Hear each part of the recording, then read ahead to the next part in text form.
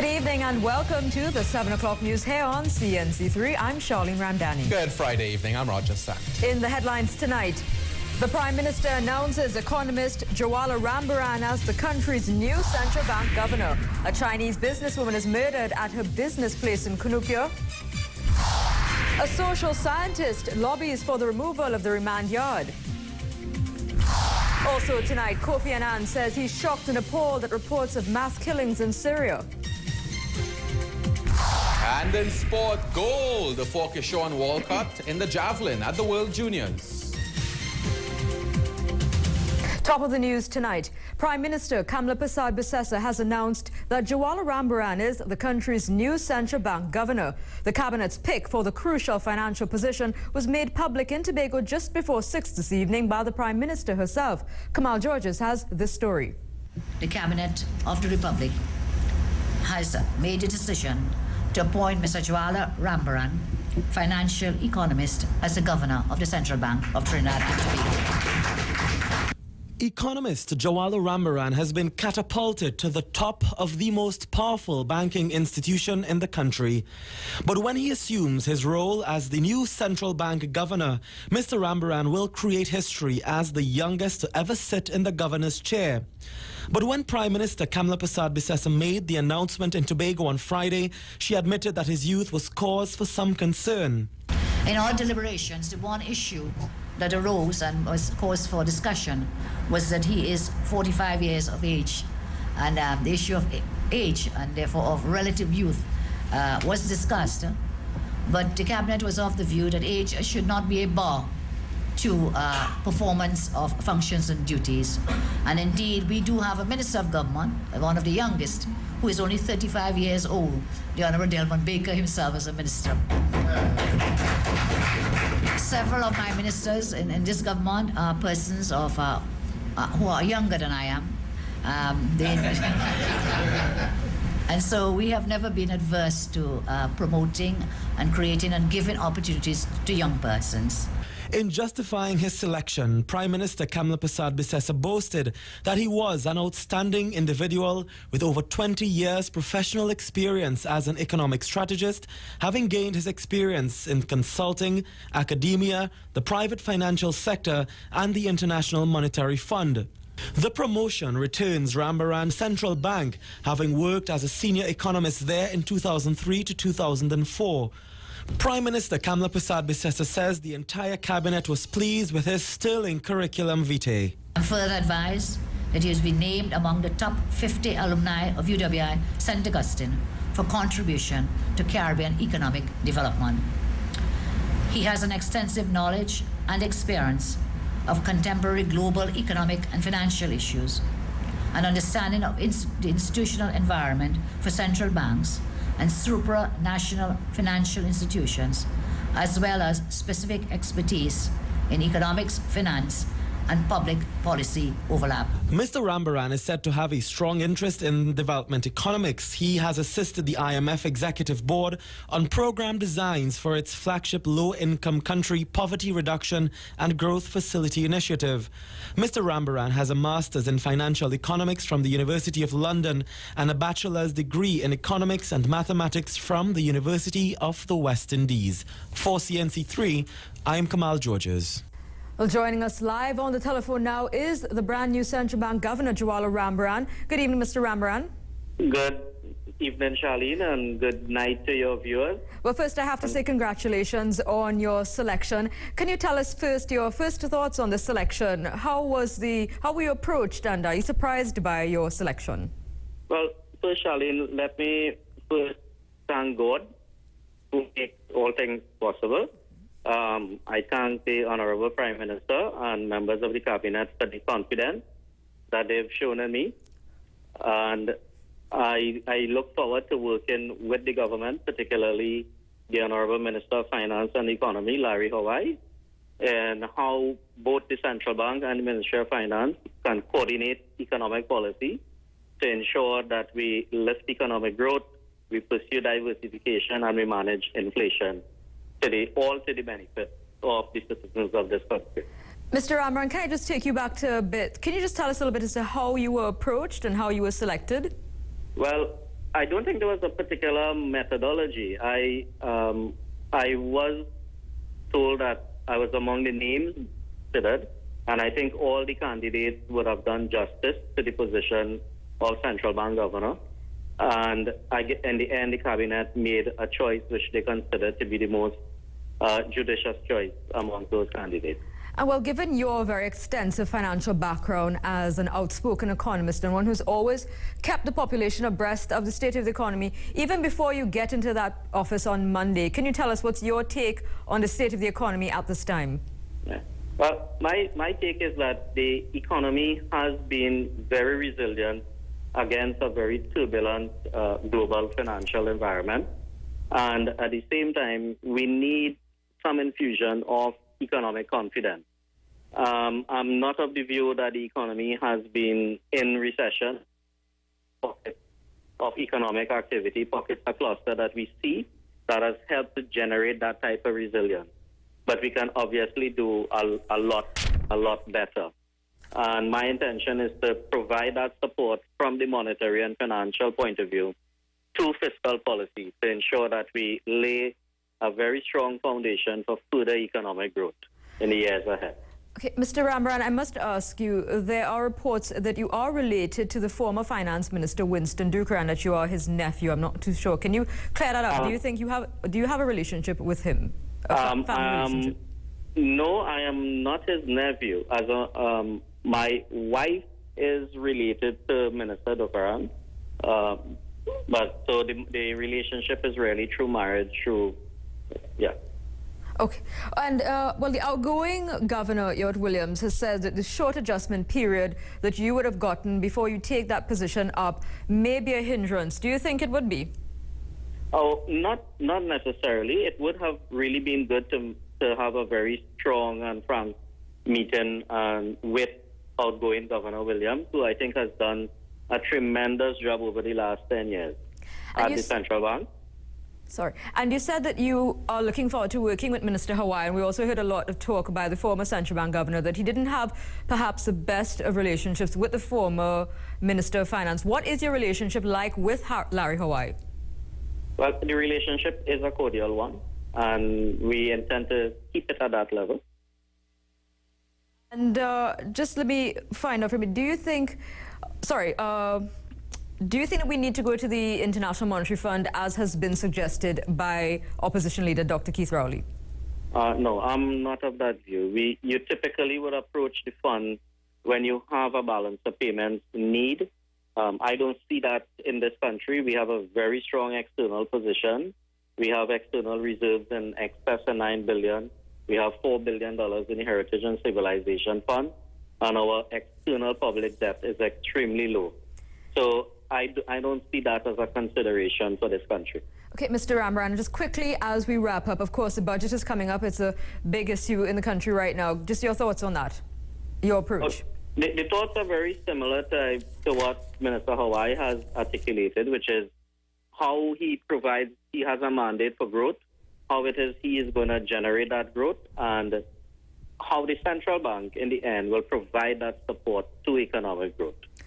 Okay, Mr. Rambaran, thank you so much for joining us. That was a brand new selected governor of the central bank, Jwala Rambaran, just telling CNC3 Newsday exclusively that he does not believe that the country is currently in a recession, as has been stated by the former outgoing central bank governor, Ewart Williams. Well, that's the story which takes us to your vote tonight. The question we want to ask you is, are you pleased with the choice of Jwala Rambaran as the new central bank governor? Text your response to the number 2623. If your response is yes, you're texting the letter Y, and if your response is no, you're texting the letter N. We'll give you an update on the voting during the newscast and the final results at the end tonight. The outgoing central bank governor, Ewart Williams, says there is no need for this country to go to the International Monetary Fund for any sort of assistance. Governor Williams, who demits office on Monday, was responding to the suggestion made by opposition leader Dr. Keith Rowley. Chester Sembrano has the details. He's held one of the most crucial and influential offices in this country for the past decade. helping to set monetary policy. But after 10 years, he's getting set to welcome in a successor. But Governor Williams is still stamping his authority on matters of national interest. He is insisting there is no merit in opposition leader Dr. Keith Rowley's claims that Trinidad and Tobago could soon be going to the IMF for financial assistance. Governor Williams says this country's financial reserves stand at $9.5 billion, in addition to having savings in the Heritage and Stabilization Fund. I'm trying to stay away from the political dialogue. But I don't think going to the IMF is an issue at this stage. Speaking with reporters following the sword-tuning ceremony for a venue for the Central Bank Governor's Award in Maraval, Governor Williams also had some words of advice for his successor. Be careful of your independence. The central bank's success is highly correlated with the degree of independence that the leadership is prepared to exercise. He said there needs to be clear distinction between the Ministry of Finance and the Central Bank. Governor Williams also expressed the full confidence that Finance Minister Larry Hawaii could regain private sector confidence and boost the economy. And I think he has the kind of mindset, he has the drive, the energy, and I think he has, his success at First Citizens speaks for itself. He hopes this country can get to a point of fiscal balance within the coming years. For CNC3, I am Chester Sambrano. To crime news now, a Chinese businesswoman has been murdered and her husband is in a critical condition at hospital following a robbery at Southern Main Road, Cunupia, on Thursday night. Gu Yang-hu told police she was going to the family's business Tiger's Chinese restaurant and found the bodies of her father-in-law Yang Jinghua and mother Lo Wu Xiaohu in a pool of blood with gunshot wounds to their bodies. Both were rushed to the Eric Williams Medical Sciences Complex where Wu died. Her husband Yang remains warded in a critical condition. There were no eyewitnesses. Investigators say although there were CCTV cameras at the business place, nothing was recorded. 2 beer bottles found on the counter were seized and investigators are hoping this will help in their investigations. The incident has prompted police to warn business owners and householders to ensure if they install CCTV cameras that they have monitoring capabilities. Child molesters today received a stern warning from the police service to stop their attack on children or the long arm of the law will be coming for them. We have more from Samuel McKnight. The police service says it's been getting new information on ongoing and all reports of child molestation. And what it is finding out has it worried, prompting officers to issue a stern warning to would-be molesters to turn from their ways or feel the full brunt of the law. If you are the abuser, stop now and seek help. We will catch you and you will feel the full brunt of the law. Public Information Officer of the Trinidad and Tobago Police Service, ASP Joan Archie, also issued a stern warning to parents, teachers, and guardians that they too have a responsibility to report cases of abuse. If you are the mother of a molested child and you are listening, and I mean really listening, then I hope that you have the best interests of your child at heart. Report the abuse now. You have a moral and legal obligation to do so. If you are the neighbor next door, a teacher, a friend, or any family member, and you are aware, report it now. ASP Archie explains that in most cases, child abuse is committed by someone the child is familiar with and is afraid to report the incidents. She's urging parents to talk to their children and look for warning signs, which includes changes in their behavior, psychological and physical, depression, suicidal tendencies, regressive behaviors, and sexually transmitted diseases. Parents, you need to talk to your children about what is appropriate and inappropriate touching. Children cannot be expected to know how to respond to sexual abuse unless they have been taught to do so. The child's confusion is one weapon the abuser uses against the child to take advantage of him or her. For CNC3, I am Samuel McKnight. We now join Roger Santis here in studio, as you can see, to tell us what we can expect coming up in our sportscast a little later on. Roger. Thank you very much, Charlene. Well, on the eve of the Olympic Games, a gold medal for Trinidad and Tobago. It happened today at the World Junior Track and Field Championships, and the man throwing up the gold was javelin thrower Keyshawn Walcott. We have his gold medal winning throw plus lots more later in sport. Charlene, you want to wait and stay tuned for that. Back to you. You certainly will. Stay tuned, Roger. Well, let me remind you of tonight's Your Vote question at this time. The question we're asking you to vote on is, are you pleased with the choice of Jawala Rambaran as the new central bank governor? Remember, you're texting your response to number 2623. If your response is yes, you're texting the letter Y, and if it's no, the letter N. We'll give you an update on the voting as we go along in tonight's newscast and the final results at the end.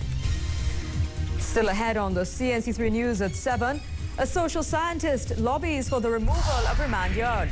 Harry Haranarine cautioned as HCU inquiry adjourns to September. We introduced you to a dog being hailed as a hero. We'll tell you why. And we introduce you to some chess maestros and see how garbage can become art. You have a sense of style. It's elegant. It's chic. It's modern. It's timeless. At Quartz, we have the widest range of furniture to suit any style, so you're sure to find something that's you. Furniture is fashionable, only at Quartz, bringing value home.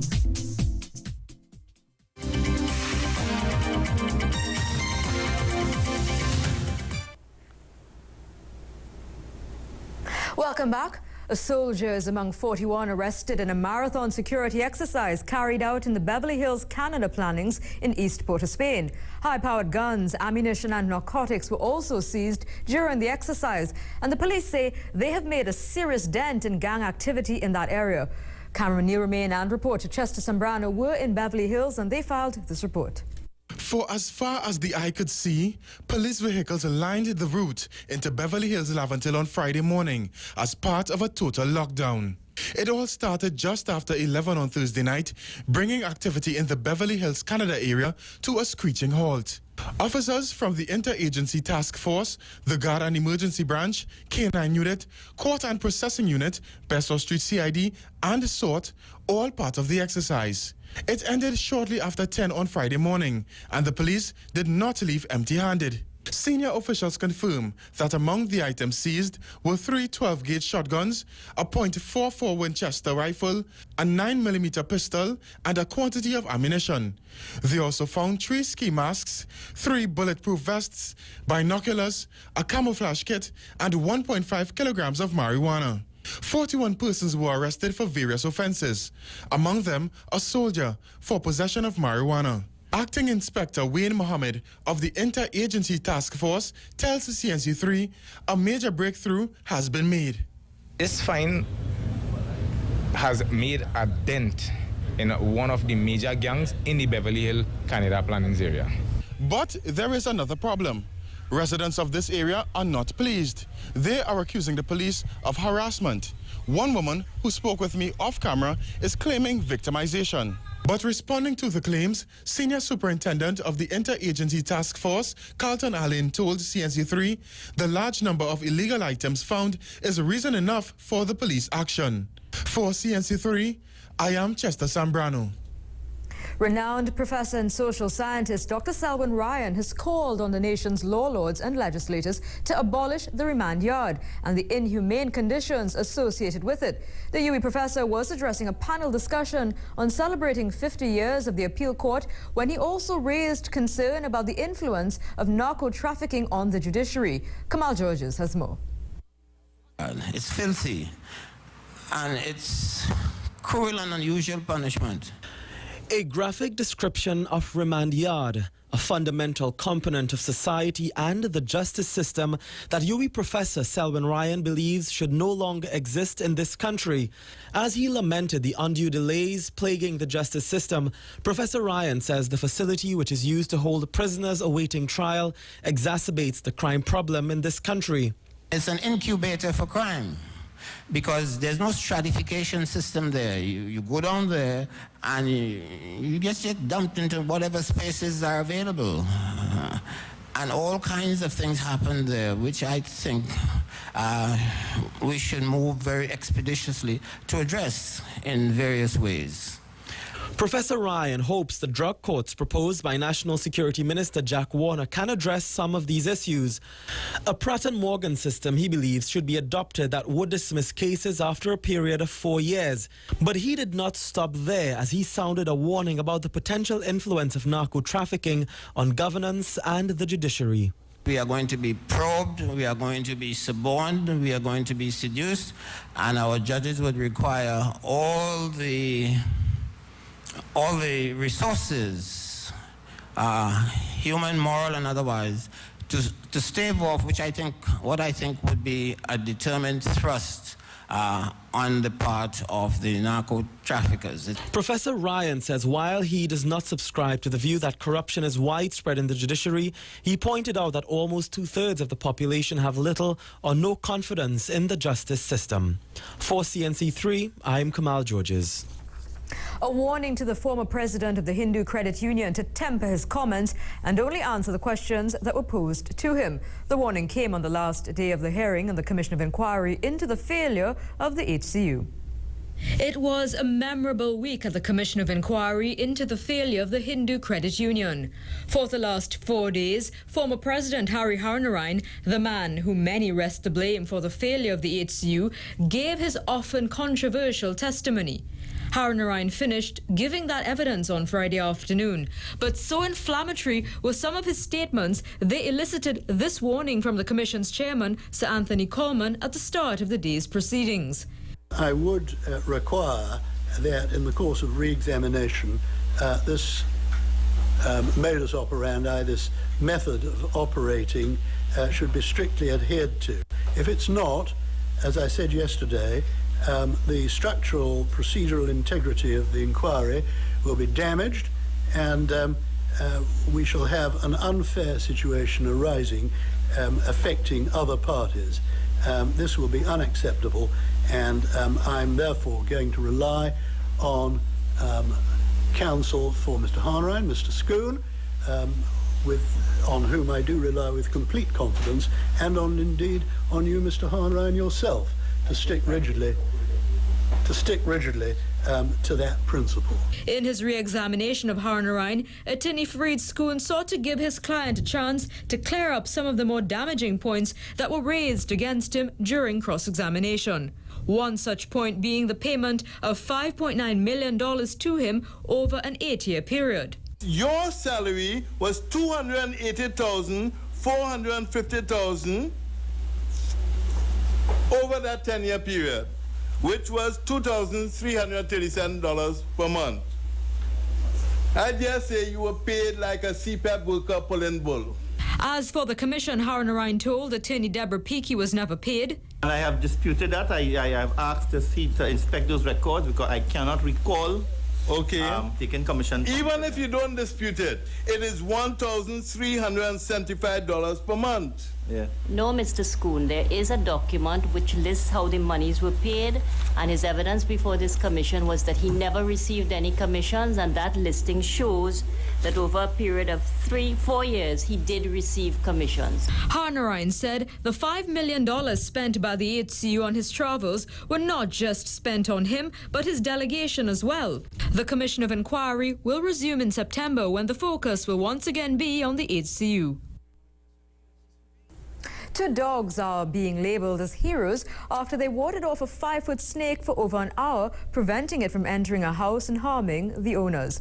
Owner of the dogs, Sheila Hussain, says the snake came from a nearby bush, which is owned by the state. She is now taking legal action. Carmen Ivan Tusi was there, and Chester Sambrana reports.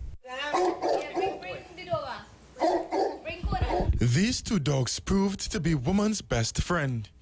At 5 feet in length, this snake attempted to enter the Torrent Street Monrepo home of Sheila Hussain on Thursday night. But her canine companions, Hunter and Conan, would have none of it. Speaking with CNC3 on Friday, a noticeably distraught Hossein recollected the horrific experience. Dogs making a lot of noise, and that caused me to look through the window and then seeing this head going up at the dogs. And then the dogs would back off and they're going up and down, up and down.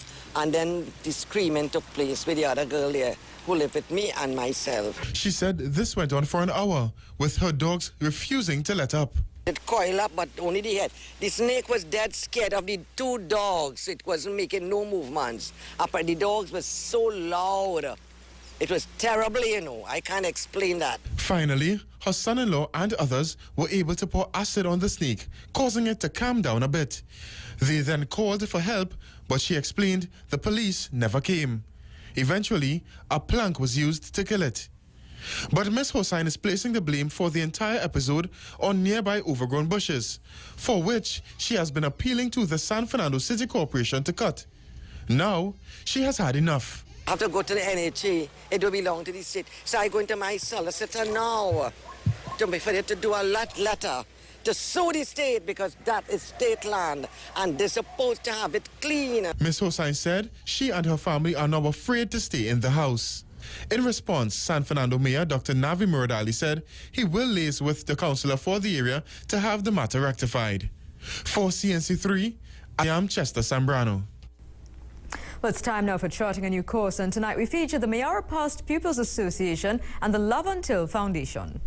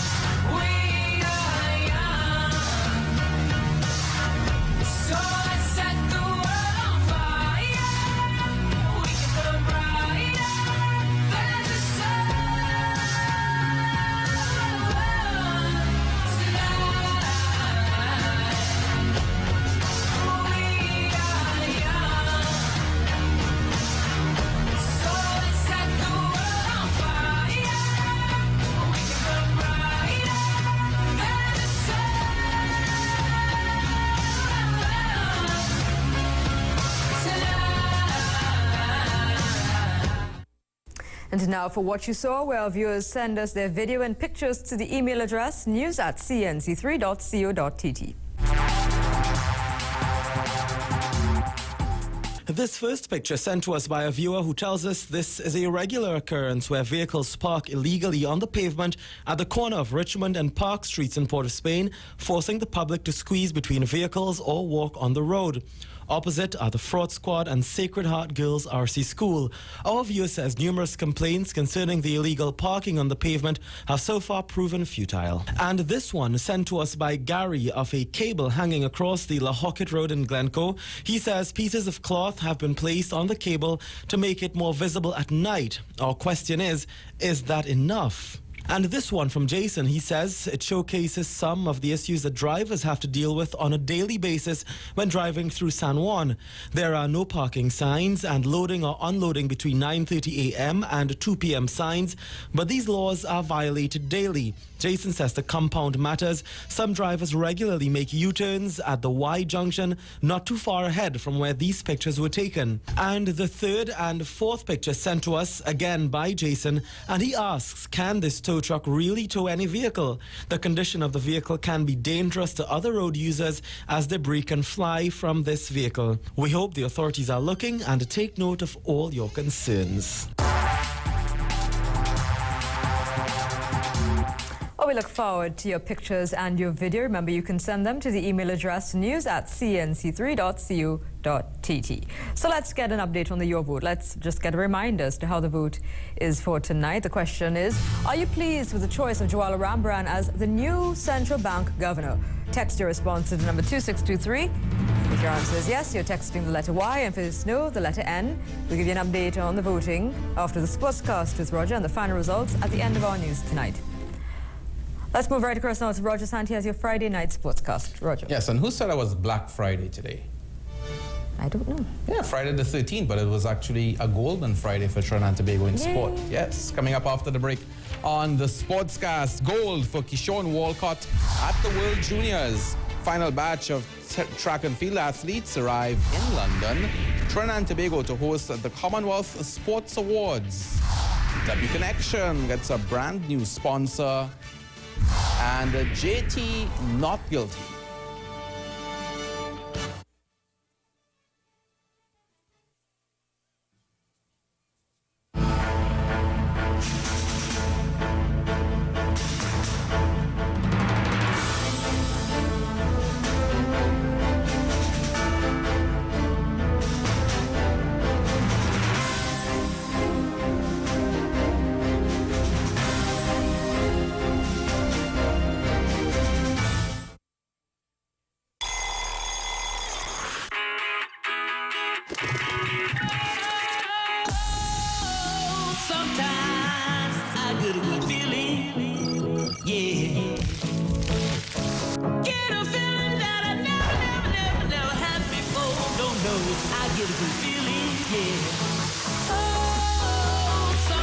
Surf, stream, share faster than ever before on Digicel's super-fast 4G network. It's summer in 4G. Get your smartphone with a smart plan on the smartest network in TNT. Sign up for our newest postpaid smart plans now. Plus, for a limited time, get 1 month subscription free and 4G smartphones for $199. Be extraordinary. Digicel. I think as an artist, it's important to know who you are and what you're for. So it's good to come back home, come back to base, to my roots. If we are a dot, let's be the most creative, passionate, energetic dot they've ever seen. I for that. It's just that amazing simplicity that I love about Trinidad that continues to inspire me. What are you proud about? Tell us on Twitter by tweeting I4TANDT. Where there's love for country, there's energy. Where there's energy, there's BPTT.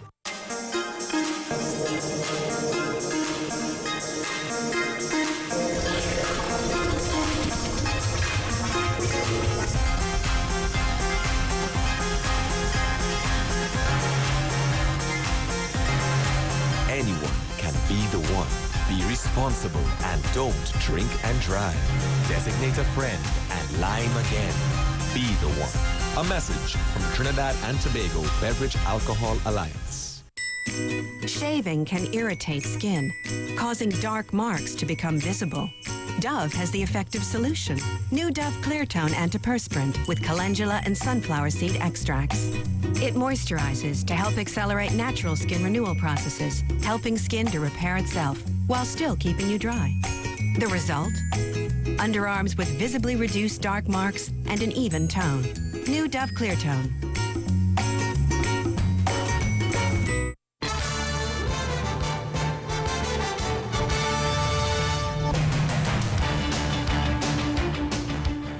Trinidad and Tobago, take a bow. You won your first ever gold medal at a world event, and more specifically, a throwing event. Keyshawn Walcott from Togo today etched his name into the record books as he picked up javelin gold at the World Juniors in Barcelona, Spain.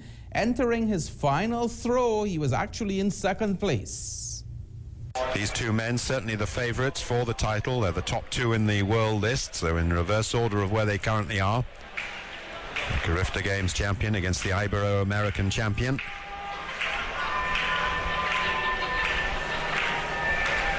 Walcott for Trinidad. Last chance in the javelin to move from second to first. Huge throw. He comes good right at the end. That may be the gold medal. This man has still to take his last throw. The Trinidad and Tobago team celebrate. The whole of the Caribbean celebrate. Good throw there from... A terrific throw, and really when it really mattered. There it is, 78 meters 64 for Keyshawn Walcott of Trinidad. Could well be the gold medal with just one throw left in the competition. So the world leader produces his best in this competition just when it matters, right in the last round. 77.09 in round two, and now 77.03 rather in round 2, and 78.64 at the end. Brian Toledo has led this javelin from round 2, 77.09, has just lost his lead to Walcott. How can he respond? Not enough, short of 75. So Walcott takes the gold medal. The first ever gold medal for Trinidad in a throwing event. And Brian Toledo of Argentina has to settle for silver. Bonnie Moolman of South Africa takes the bronze. And Sports Minister Anil Roberts congratulated Walcott today, saying, quote, "It's a great incentive to all athletes participating in field events which are often overlooked. The preparation is rigorous, but the rewards just as great. Kishon, as well as his parents, coach, and support staff should be justifiably proud of this historic gold medal for TNT. The dominant performance also signals a warning to his opponents in London." End quote. And Walcott will be joining his Olympic teammates in London over the weekend. And the final batch of Olympic athletes, headed by 400-meter hurdler J. Hugh Gordon, left late yesterday evening for the training camp in Cardiff, Wales, before heading to London for the start of the 2012 Games on July 27th. Our sports crew of Ignatius Fraser and Astel Wren, they were at Piarco International.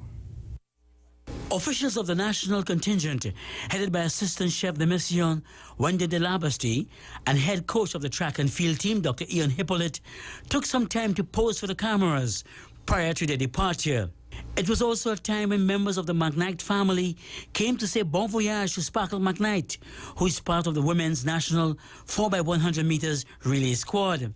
Aspirations are high because, as you know, like as ladies, we have to go and put ourselves out there and make some of ourselves and make Trinidad proud. So, also there were members of the Belil family who came to wish Janelle all the best at the London Olympic Games. Just came out of NC Junior College National Championships, doing a 56 flat. I'm quite confident of going into the Olympics. 110 meters hurdler Michael Thomas says it is not going to be a joyride for him, but to prove himself. The 110 hurdles is going to be probably the second hardest final to make. This year is very difficult, so just making sure that I'm ready to compete with the best in the world. And 400 meters hurdler J.O. Gordon is pleased with his progress and said the training camp will be to run off his preparation. Well, we've started working on speed again, and it's going to help me and bring me on to the last hurdle much faster than usual. So the speed should help me along to bring in a really good time at the Olympic Games. Reporting for CNC3 Sports, I am Astel Wren.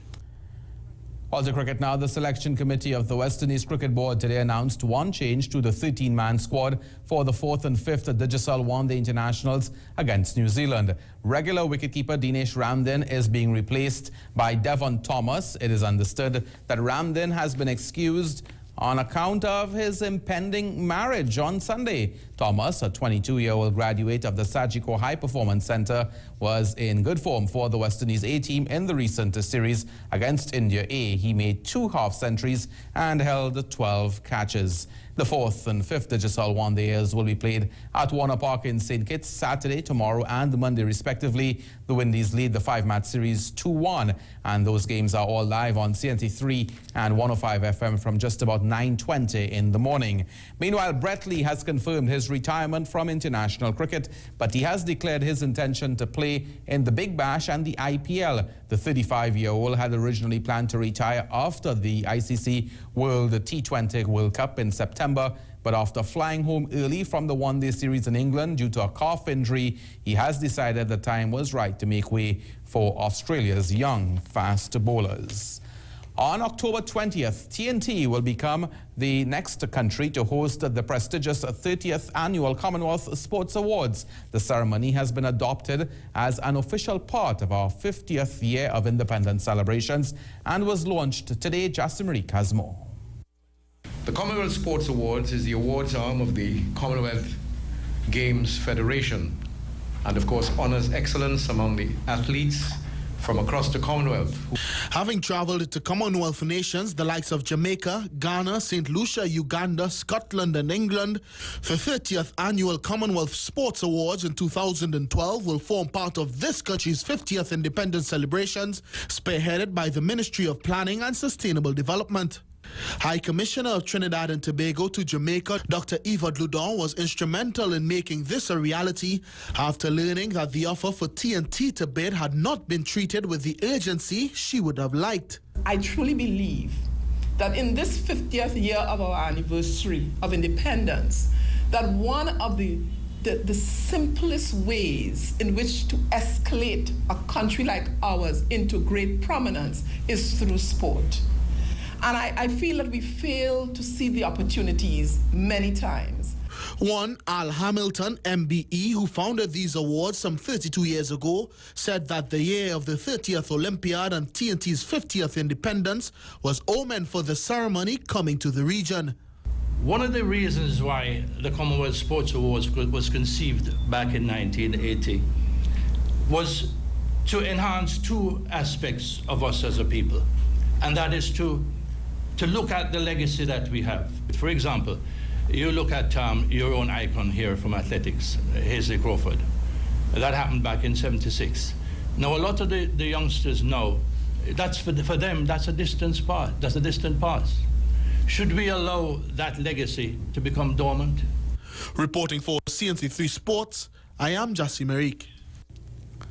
Pro League club W Connection has acquired a new sponsor. The central-based unit will now be known as DirecTV W Connection. The club's president and CEO David John Williams signed on the dotted line earlier today. Also signing on behalf of the sponsor was marketing manager Tamara Raghunath, who stated that the deal will be for 2 years in the first instance to the tune of $1 million. The club used the opportunity to unveil their new kit with the sponsor's logo. And in case you're wondering if DirecTV Trinidad Limited will be sponsoring 2 clubs in the TT Pro League, Brent Boudou, marketing coordinator of DirecTV, gave the answer. We enjoyed a very good relationship with Naughty Stars over the last 2 years, and we still have a very cordial relationship with them. However, we are no longer the team's sponsor. Definitely, I want to take this opportunity to applaud the efforts of Daryl Mahabir, the owner of Naughty Stars, whose commitment to sport and development in the Northeast region is exemplary. Chief Executive Officer of the Pro League, Dexter Skeen, says he was not surprised the club with the reputation as W Connection was able to attract such high-profile sponsorship. Chance that you have chosen W Connection. I think David John Williams has strategically set up his business in such a way that it is not only about playing football, it is about a business, it is about the buying and selling of players, it is about ensuring that you produce the best product on the field and off the field.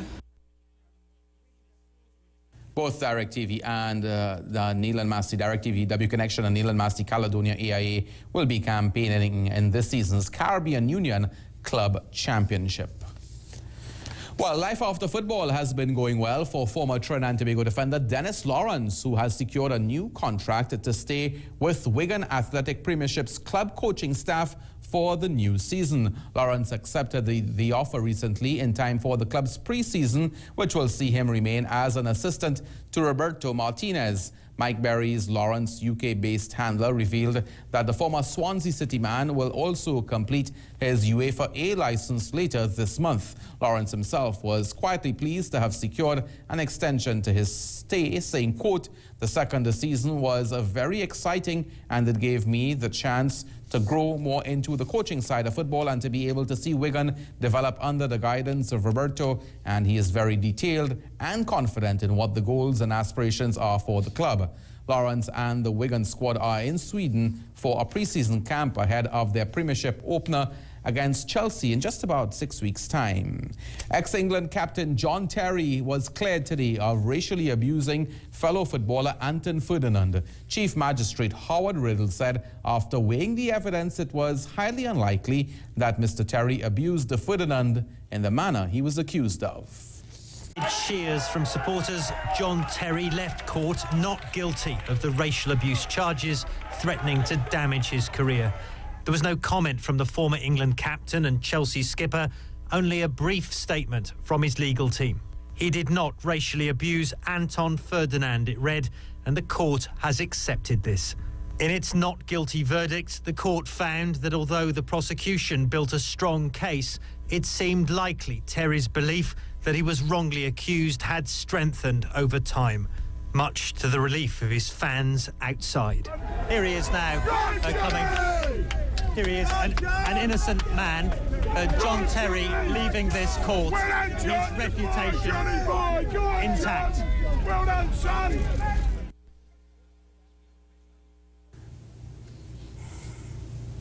And on a less controversial note, look who is in sweet TNT. If you know the guy on the right, well, that's all well and good, but he's not the person we're talking about. It's the other guy, the one on the left, former French footballer Patrick Vieira. He was spotted at a popular local bar last night where at least one fan took the time to immortalize the moment. Patrick, if you're looking on, and I'm sure you are, welcome and enjoy your stay in TNT.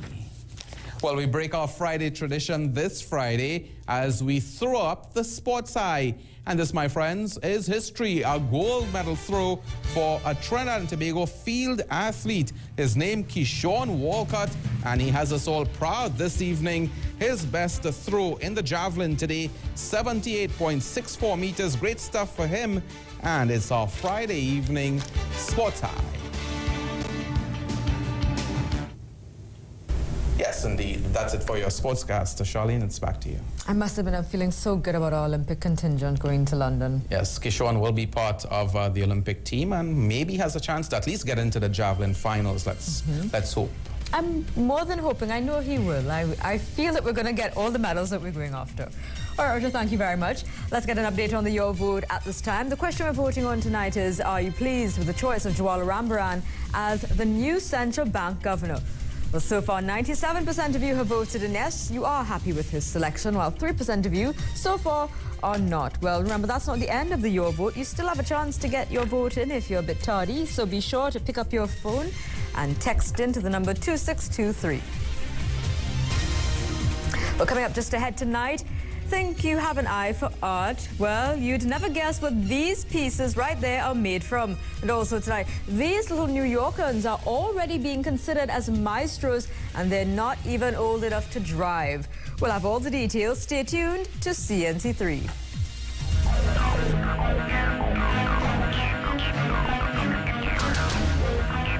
You will recognize that there is a thin line in trying to keep the financial stability intact.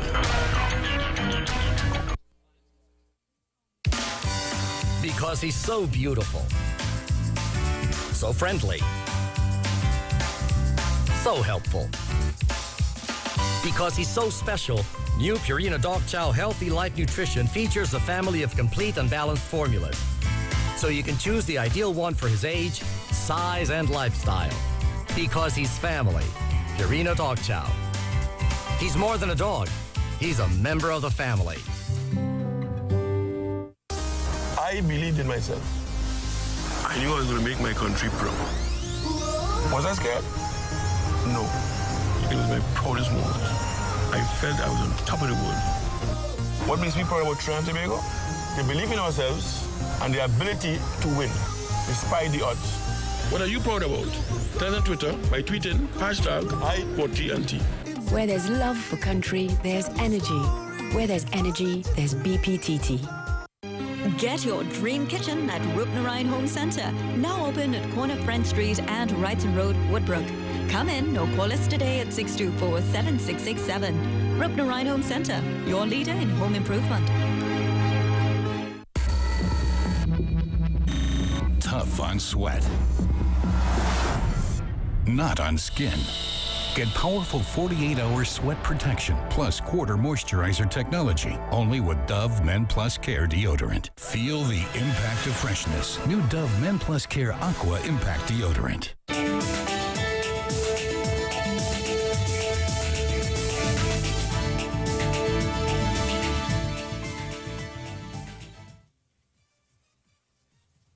We now go to Eric Mackey for a look at your weekend weather. Eric. Thank you, Charlene. Well, we have a lot of sunshine again today, but there's a little bit of weather in the forecast, at least for tomorrow. We got a weak tropical wave that's out in the east here. It's very close to us at this point in time. It's going to pass over Trinidad and Tobago tomorrow. There's this little low-pressure system that's still in it. That low-pressure system is not doing anything at all. The conditions are very, very dry, and it's really struggling to get any sort of moisture going around it at all. Earlier today, it was looking like they was picking up a little moisture, but it soon dissipated. And as you can see, there's very little in terms of any sort of significant cloudiness around it at all. That having been said, however, we do expect that we will get some rain and showers off it tomorrow afternoon into tomorrow night. The winds are picking up a bit. They're going to be around 12 to 16 knots, and that's with the approach of the tropical wave. You may find it gusting, being as high as 18 to 20 knots sustained at times, particularly in the late afternoon and overnight, possibly into Sunday morning. And then on Sunday, it's going to change direction into a southeasterly direction and die down. But for tomorrow, 12 to 16 knots, possibly as high as 18 to 20, and certainly gusting to 20 knots, and out to an east-northeast to easterly direction. Seas are forecast to be 1.5 to 2 meters with a 7 to 8 second interval between the swells. They are to a mostly easterly direction in the Gulf of Paria seas to be around 1 meter. Trinidad tonight's forecast will be mostly fair. There's a chance of a shower tonight, and the low will be 23 degrees. Tomorrow we're looking at mostly sunny conditions to start off, but as the day progresses, we're going to find those clouds building, particularly in the afternoon. We're going to get some showers, which will be light to moderate, and there's a chance of a thunderstorm as well. The high tomorrow forecast will be 32 degrees. Across in Tobago tonight, generally fair and a low of 23. And Tobago tomorrow, much the same conditions as Trinidad. It's going to start off sunny at first, but it's going to become progressively cloudy with showers, chance of a thunderstorm over there as well, and a high of 30. Sun's going to rise at 5:51 a.m. and sets at 6:32 p.m. And the first low tide for Port of Spain will be at 6:53 a.m. and for Scarborough 7:12. First high tide 1:27 p.m. for Port of Spain and 1:29 for Scarborough. And that's my weather report. For now, we'll have a look at the travelers forecast and we take a short break, and when we come back, Charlene will have some more news here.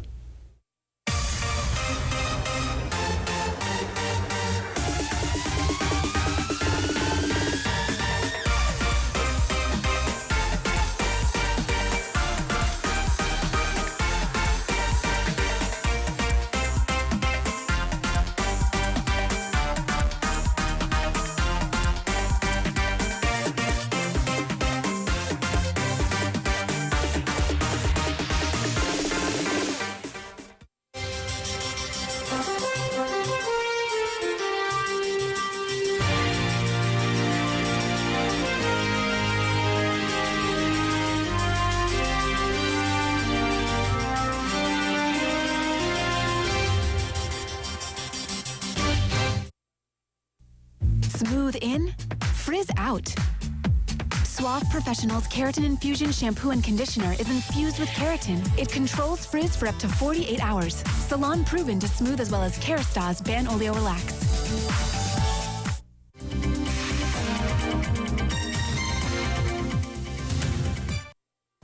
Welcome back. Director of Labour Standards Cleopatra Henry says the trade union movement in TNT has to exhaust all the options of social dialogue to deal with instances of collective bargaining and workers' rights. Mrs. Henry is speaking at a press conference with the National Trade Union Centre today. Otto Carrington has more.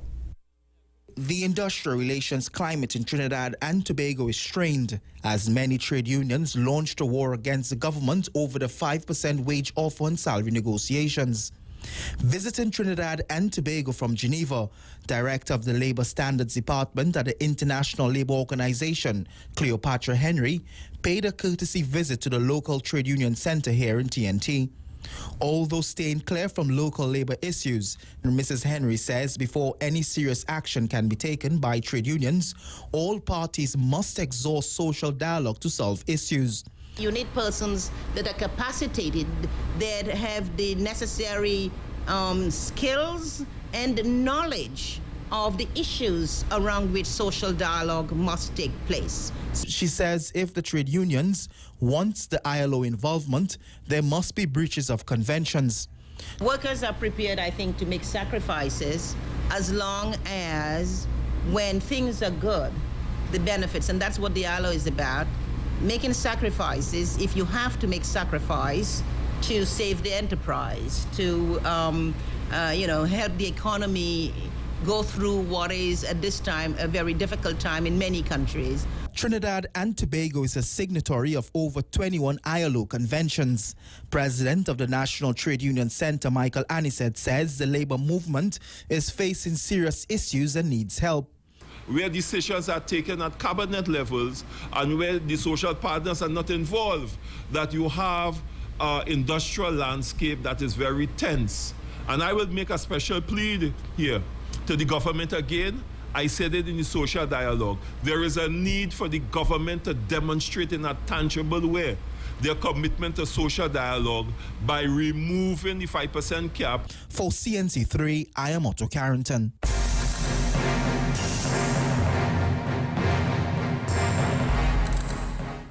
We now bring you a summary of the main international stories of today.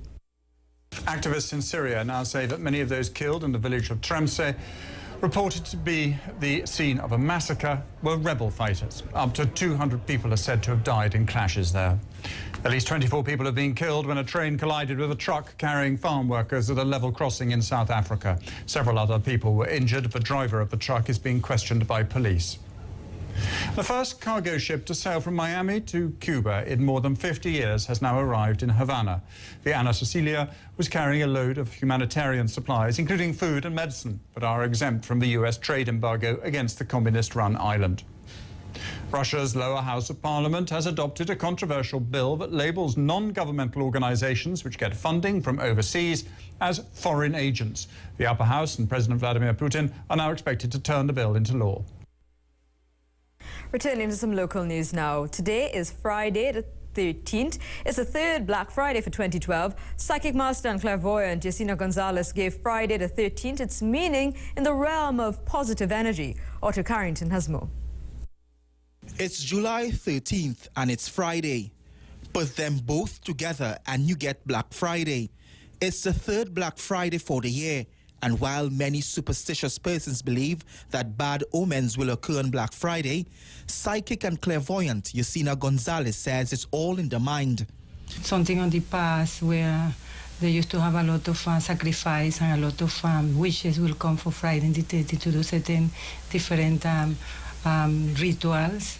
Friday the 30th was also a disaster that happened sometime centuries, years ago in New York. Ms. Gonzalez admits history is riddled with negative occurrences on Friday the 13th. And in the U.S., buildings are constructed without a 13th floor because of superstition. As to Black Friday, well, Ms. Gonzalez says any day could be a bad one, and Friday the 13th can be someone's bad day. So anything that you do, you create that energy with your mind. Your mind is the body. Your mind is the wind of your soul. So anything with Friday the 13th, you create that energy. She says a reading of a tarot cards shows that there are no bad omens for the country on this Black Friday. But looking ahead, she says she sees major changes in politics with a new political party emerging and something we are all wishing for, a decrease in crime. For CNC3, I am Otto Carrington. We go outside this country to two very different parts of the globe now, New York and Senegal. We look at children's ages 6 to 11 from New York Public School 124 who are turning into chess maestros and see how artists are making their latest creations out of garbage. It's all on a lighter note.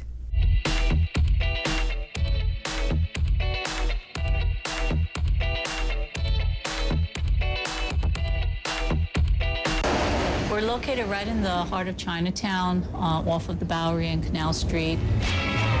We have very strong, competitive students who are backed by strong, competitive parents who really believe that, chess is good for them. And they try to get them started early in 2nd grade, 3rd grade, getting them to the after-school programs, and then also on Saturday, where they get competition.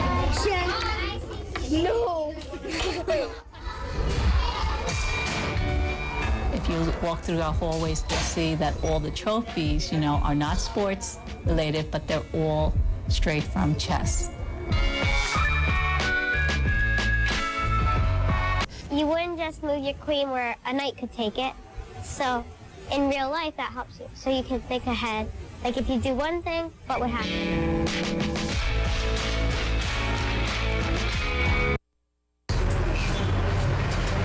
This could be a souvenir shop, but it's a place where recycled tins find a new life. Hamidou, a young craftsman from Mali, is at work with a little help from his friends. Since I was small, I built my own toys. Then I started to work in the Bamako craft market. But work was scarce, so my brother made me come and work here. In the back of the shop, Hamidou's brother turns cans into toys. Tourists and foreigners buy these, says Babakar, who opened this workshop 12 years ago. This profession, the recycling of cans, is not a new thing. I don't know if you have heard of the story of the recycled briefcase brought by a Senegalese minister to an international conference. It was a great success, and that was more than 20 years ago.